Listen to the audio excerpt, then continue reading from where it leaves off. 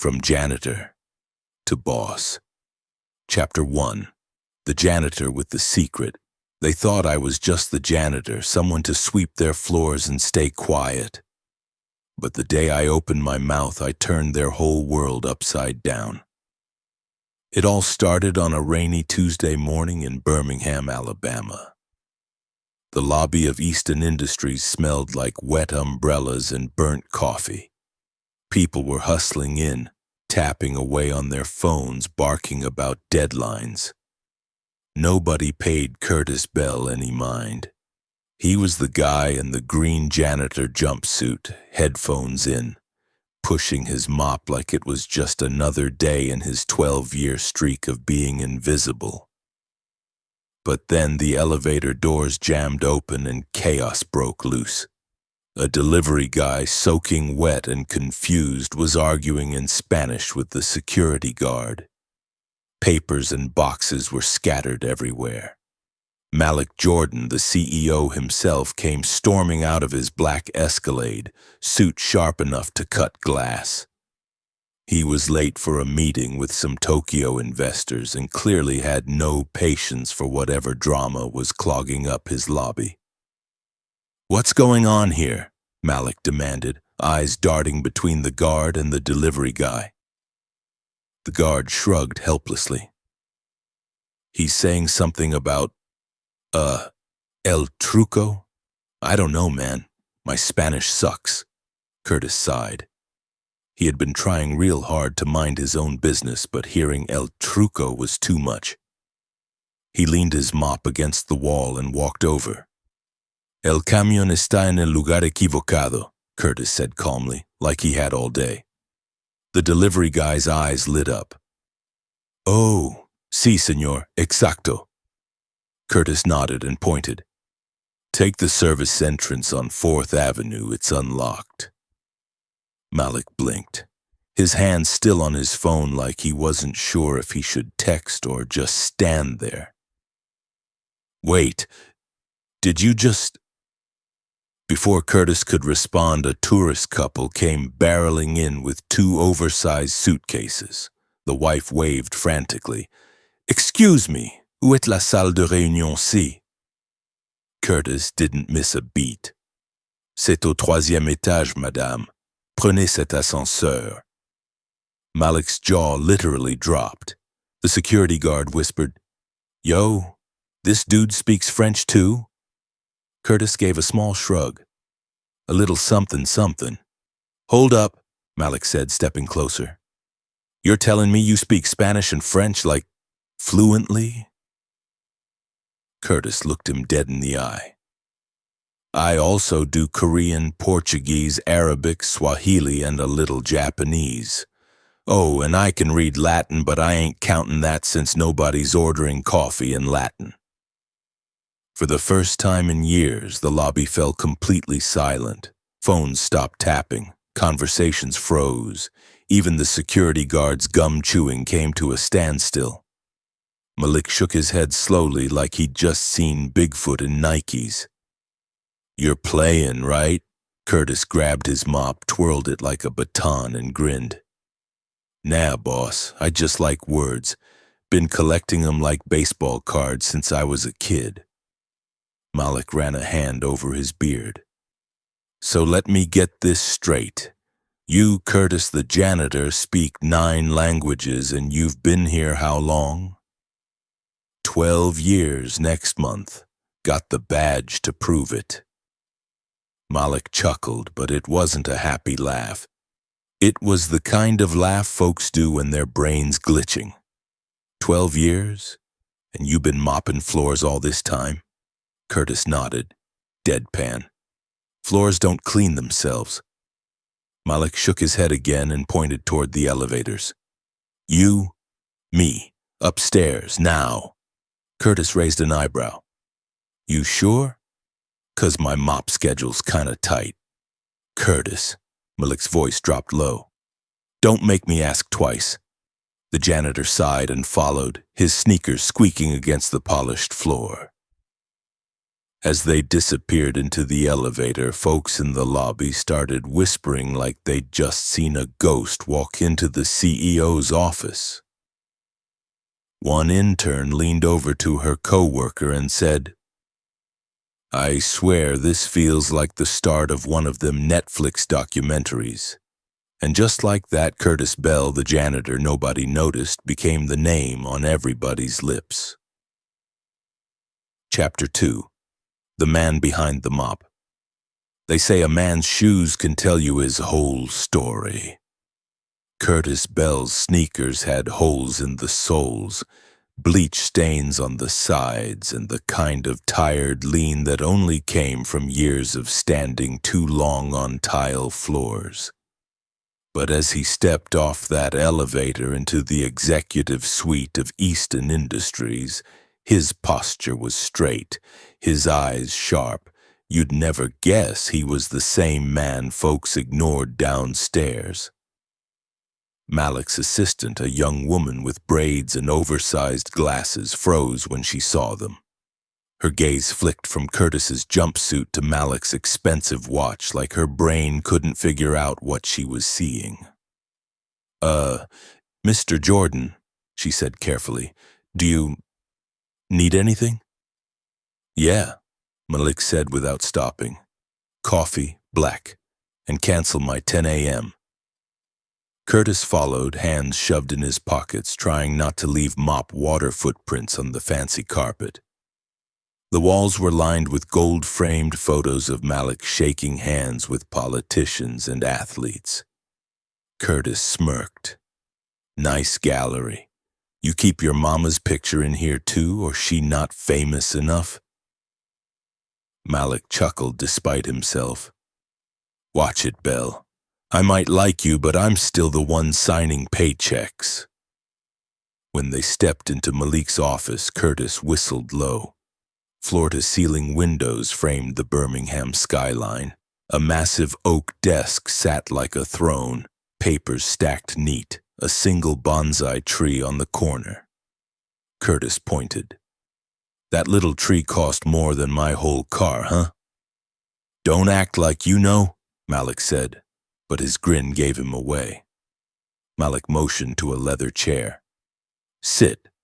Curtis sat slow, like he didn't quite trust it wouldn't buzz or flip him backward. He folded his hands and waited. Malik leaned on his desk. "All right, let's cut the small talk. You been working here how long?" 12 years, 3 months, 2 weeks, and what day is it? Tuesday, yeah. 4 days. Impressive memory. Why janitoring all this time? Curtis shrugged. "Bills don't care about your dreams, boss. I had a scholarship for linguistics back in the day, Kent State. But then my little sister got sick. Lupus. I came home to help Mama. Daddy passed not long after. One thing led to another. Suddenly I'm 30, got a baby girl of my own, and student loans I ain't got a prayer of touching." Malik stared. "So you just gave up?" Curtis's eyes hardened. "Nah," I adjusted. "World don't wait on you to catch your breath." But I never stopped learning. Borrowed books from the library. Practiced with anybody I could, nurses at the clinic, tourists at the bus stop. Even taught myself Japanese off old anime DVDs. My daughter says I sound like her cartoons. Malik chuckled but stayed quiet. He saw the grit in Curtis's eyes, the same look he saw in the mirror back when he was selling cell phones out the trunk of his Buick. "You got a gift, Belle. You know that, right?" Curtis tilted his head.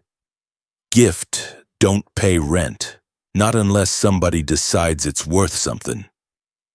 Malik paced, rubbing his jaw. "You ever think about doing more?" Curtis shrugged again. "Sure. I dream like everybody else, but dreams don't keep the lights on. And anyway, folks see a janitor and assume that's all you are. I just stopped arguing." The room went quiet. Malik sat across from him, tapping a pen against his palm. You know what my first job was? Curtis raised a brow. Let me guess, trust fund, baby? Malik laughed. Nah, burger joint in West End. I was 16 broke, smelling like fries every night. Folks laughed when I said I was gonna own a business one day. Now look at me. Curtis nodded slowly. So what you saying? You trying to be my fairy godmother? Malik grinned. I'm saying you don't belong on no night shift. You belong at the table, Belle. And I think it's time we see what happens when you sit down. Curtis stared at him, trying to read his face for any sign of a joke. But Malik wasn't smiling now. He was dead serious. You're talking crazy, boss, Curtis said finally. Maybe. Or maybe I'm talking sense for the first time in years. The assistant peeked in with Malik's coffee, clearly eavesdropping. Curtis waved at her. Don't worry, girl, I ain't replacing you. Malik took the coffee and sat back, eyes still on Curtis. This ain't charity, this is opportunity. Question is, you ready for it? Curtis leaned back, exhaled through his nose.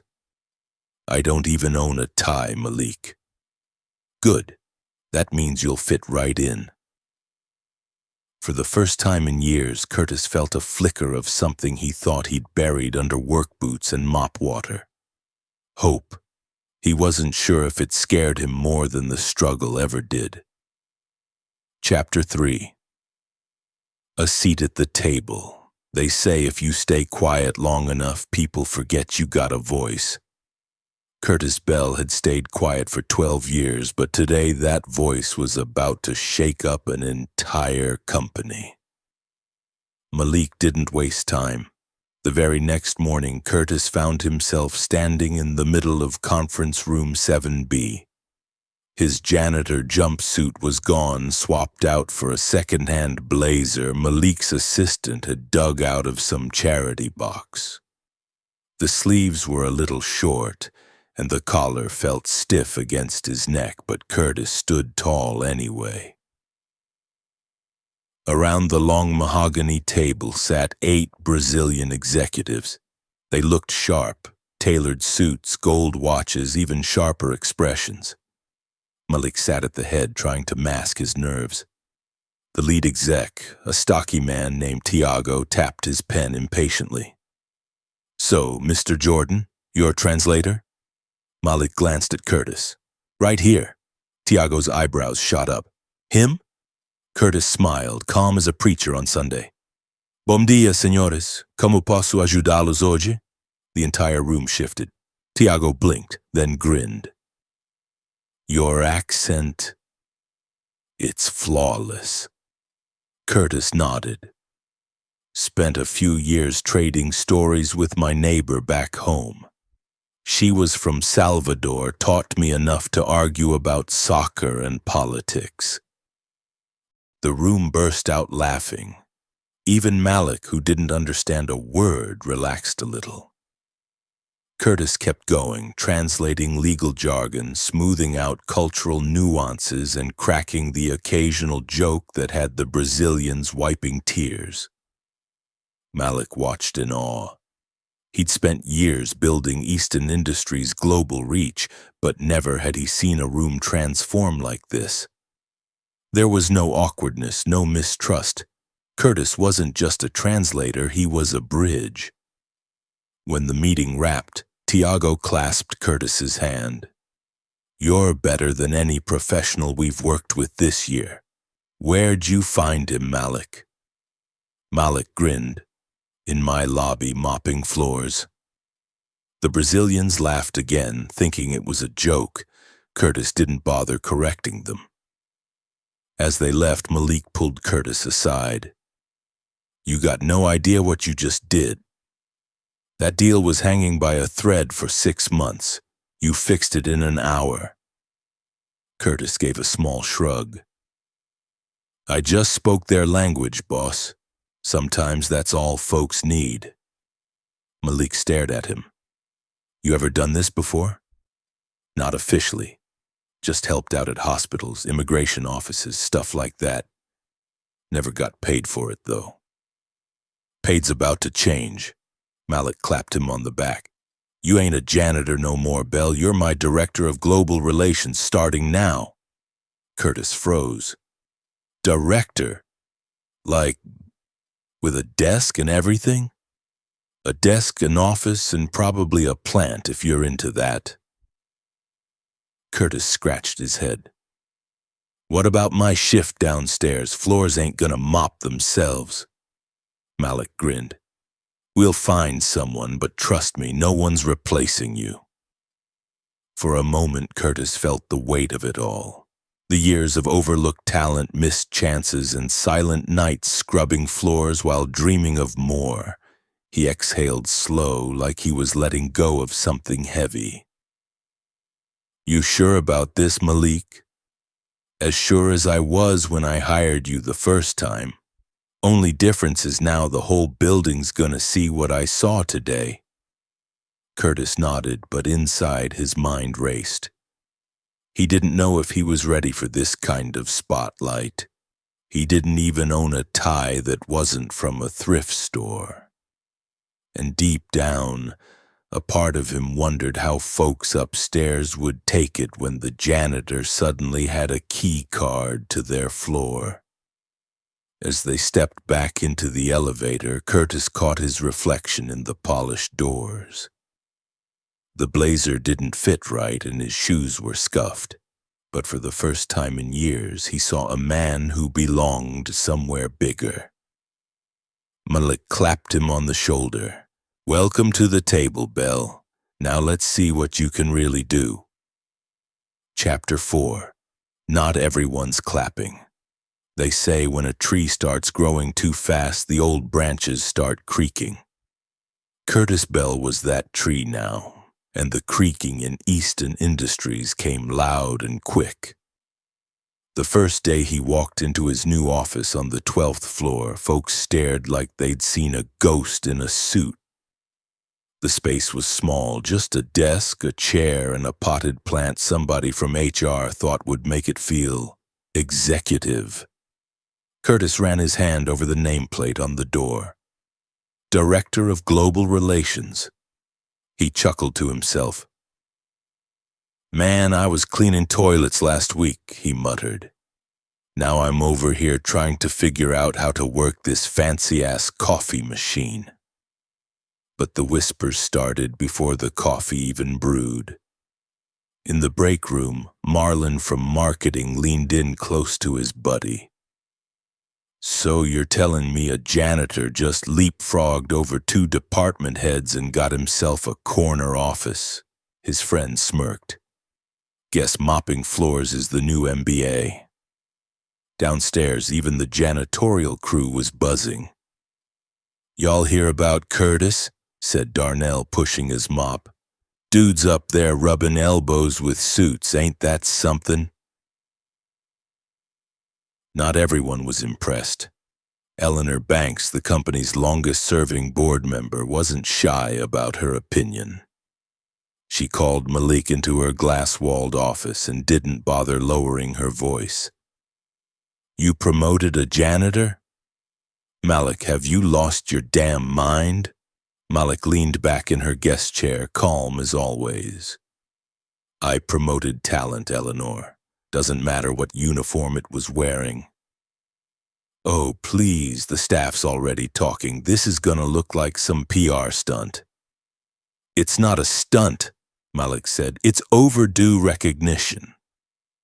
Meanwhile, Curtis was getting his first real test. Victor Green, head of international operations, barged into his office holding a stack of files like they were weapons.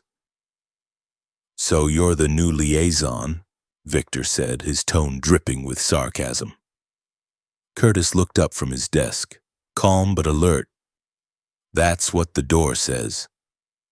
Victor dropped the files with a thud. Contracts from Dubai, vendor issues in Sao Paulo, and reports from Italy. Think you can handle that? Curtis didn't flinch. Give me 2 hours to review, then we'll talk. Victor scoffed. This ain't no janitor closet, Bell. This is high stakes. Don't embarrass us. Curtis smiled faintly. You worried about embarrassment, huh? Funny, 'cause I've been watching folks upstairs fumble these deals for years. Victor's eyes narrowed. Watch your mouth. Curtis leaned back. Watch me work. The tension was thick as concrete, but Curtis didn't let it shake him. Instead, he pulled out a yellow legal pad and started digging through the documents like he'd been doing it his whole life. That night, Malik stopped by his office. Curtis was still at his desk, tie loosened, sleeves rolled up. How's day one treating you? Malik asked. Curtis rubbed his eyes. Like a heavyweight fight, but I'm still on my feet. Malik grinned. Victor giving you a hard time? He don't scare me. I've had tougher critics at PTA meetings. Malik laughed. That's the spirit, but let me ask you, why'd you take this? You could have stayed comfortable downstairs. Curtis looked out the window at the city lights. Because my daughter always told me I was meant for more. Guess I started believing her.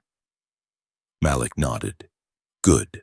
Now keep going, and don't let the noise get to you. But the noise was growing. Some folks whispered out of envy, others out of doubt.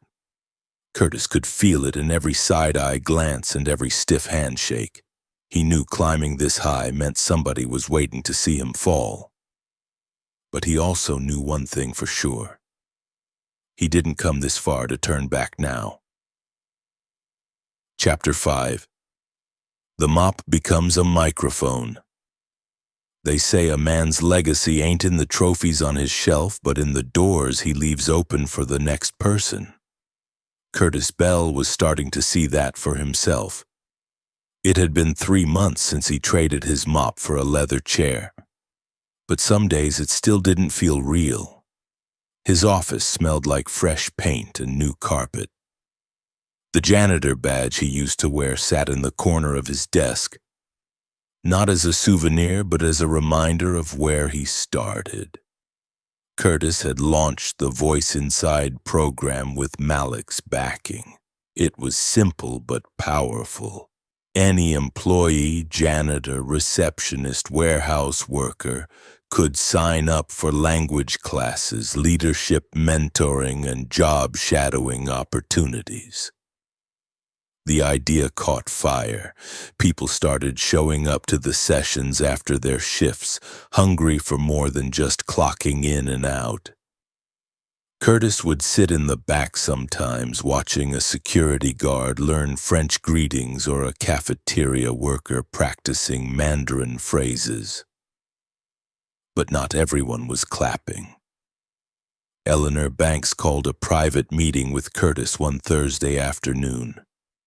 She sat stiff in her chair, a pearl necklace resting on her perfectly pressed blazer.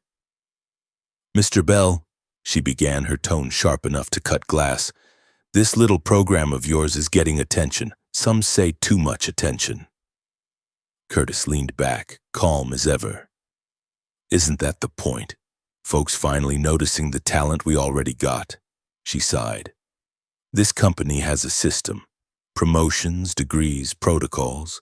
You're shaking all that up. Curtis smiled faintly. Ma'am, systems are fine till they start locking good people out. Then they ain't systems no more, they're cages. Eleanor narrowed her eyes but said nothing. When Curtis left her office, he didn't feel rattled. He felt steady. For once, he wasn't doubting himself. A week later, Curtis was invited to speak at a logistics leadership summit in Atlanta. Standing backstage in his thrift store suit, he felt his hands sweat. Malik clapped him on the shoulder. Just tell your story, Bell. You got this. When Curtis stepped up to the podium, he saw a sea of polished faces looking back at him. Executives, investors, people in 3,000 suits. He took a breath and spoke in the same steady voice he'd used on late-night shifts all those years. I used to think being invisible was just part of the job, he said. But here's the truth. I was never invisible. I was fluent, I was capable, and I was ready. The problem was nobody ever looked close enough to see it. The room went quiet. Curtis scanned their faces. Curtis rested a hand on his shoulder. Don't ever be ashamed of where you come from. That's your roots. Roots hold up trees, son. When Curtis returned to Birmingham, something in him felt different. He wasn't just sitting at the table now. He was building more chairs. One morning he walked past the Easton Industries lobby where he used to mop. A new janitor was polishing the floors. Curtis stopped, handed him a coffee and said, "You ever think about doing more here?" The young man looked up, surprised. "You mean, like you?" Curtis grinned. "Exactly like me." Because Curtis Bell had learned the real lesson, the one his mama used to say when she caught him doubting himself. You ain't defined by the dirt on your boots. You're defined by how far you're willing to walk. And now Curtis was making sure nobody else had to walk alone.